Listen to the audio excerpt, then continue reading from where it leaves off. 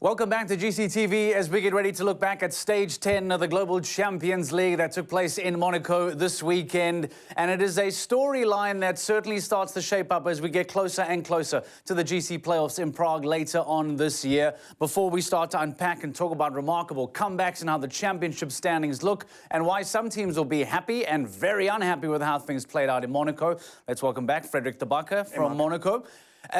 You felt like a bit of a Formula One car driver this weekend. Talk to me about the drive into Monaco and why is that such a special moment for you to take out of the weekend? It's I've got this obsessive compulsive disorder. Yes.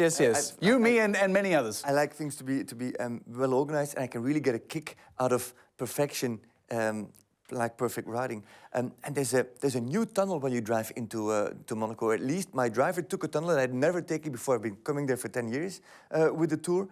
And there's a tunnel. If you drive into it and you turn your steering wheel and you have it right in the beginning, you can keep going, and it spirals down to the lower end of Monaco. And it goes all the way through, and you never have to correct your steering wheel. That's one of those oddly satisfying turns that just... Fantastic. It was the perfect tunnel. The perfect tunnel exists. All right, so show jumping aside, the perfect tunnel exists in Monaco. Lewis Hamilton, watch out, Frederik de Backer is on the scene. Steering wheels aside, show jumping into the mix. London Knights, ironically, are perhaps the biggest story of the weekend, and some might say, but why? They don't lead the championship standings, they didn't win, but they put together something very special this weekend. Talk to us about the stats and the numbers and the riders and this comeback. Why do London Knights become a big story of the weekend out of Monaco? They only two teams jumped double clear in round two. The eventual winners, Stockholm Howard, powered by H&M, and London Knights. Now, that's one thing. And then they've produced the biggest comeback in the history of GCL, making up 12 places and landing into second place. So for Monaco, for London Knights, this was a bizarre weekend in a positive way about their comeback. The performance in round one was very poor, normal to poor. They finished 14th after round one, and then to come back into second after round two. Wow, that's just fantastic. So to put in perspective, from 14th to second, they were the third team out the gates starting GCL round two and found themselves all the way onto the podium by the end of the afternoon. How, you'll be asking? Well, let's show you exactly the efforts that took place around London Knights that helped push them higher and higher and higher up the overall leaderboard come the end of the weekend. Hello and welcome to Monaco for the second round of Global Champions League, the crown jewel on the calendar of Global Champions League. London Knights with Mike Kawai on gold win. And there is the clear for Mike Kawai, double clear even. Sam Hutton makes his debut on the red jacket team. It's a double clear in round two for the Knights, and they stay on 12. 16 for Jean Satran. The team now on 13 and behind the London Knights. And out of the double, it's to Leicester.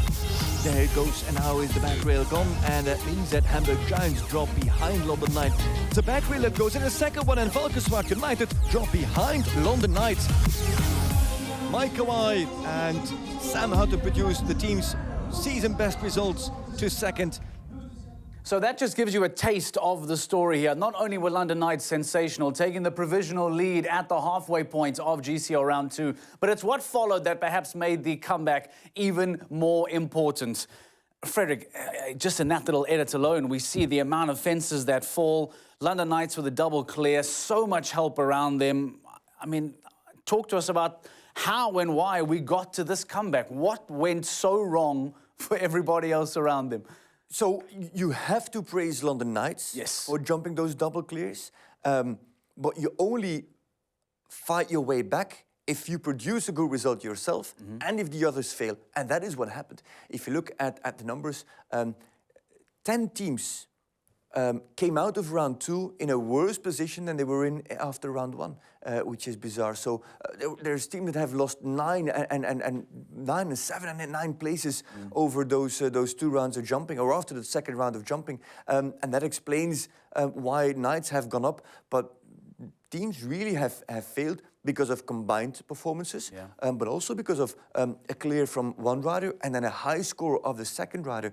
And it actually also saved, for example, the skin of Scandinavian Vikings. They were even en route to produce their season best result. At a point, I think, even in commentary, I said this is going to be another last place for Scandinavian Vikings. But it's on the contrary. I think they finished, where were they? They finished 9th in the end, I think. Nearly their season best performance, which would have been 8th. So also Vikings were massively helped by the course of Gregory Baudot, one way or the other. It makes the Uliana Vizzani. Oh, sorry, Vizzani. Yeah, Just right, checking. sorry. Okay. It makes the double clear of London even that much more impressive. But I wondered, now that we speak about Vizzani, what are the numbers of the round 2? How does that support the comeback of the London Knights? Because yes, they were great. Yes, rails fell. But does the toughness of round 2 help boost them even further? What do the numbers tell us of what Vizzani put together? The way you say it, it's exactly right. Round 1 was an average tough round. We had 3 teams on double clear, which is more than what we had in Paris, for example. We had the same spread as in Paris for GCL round 1, 25 clears, which is also not very high. 25 riders between clear